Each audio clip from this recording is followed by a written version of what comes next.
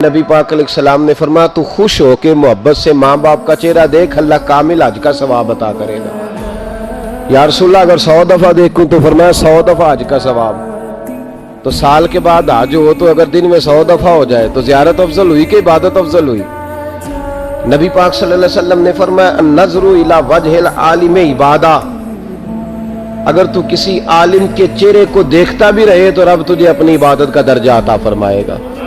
तो कर तो आप ज़ियारत रहे हैं, सवाब किस बात का मिल रहा है? तो याद रख लें, मोहब्बत में कमज़ोरी नहीं होनी चाहिए। मोहब्बत के सोते अगर खुश्क हो जाए तो इंसान मर जाता है। इकबाल कहते हैं कि प्यार ही ज़िंदगी है, प्यार ही हुस्न है, प्यार ही ताजगी है। मोहब्बत ना रहे तो रिश्ते बेसूद से हो जाते हैं।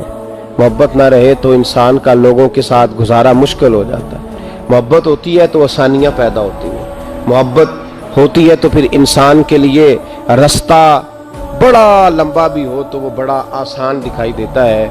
माना कि मोहब्बत के सफ़र में हर गाम पे 100 मुश्किल है, लेकिन ये सफ़र आसान भी है अगर साथ तुम्हारा हो जाए।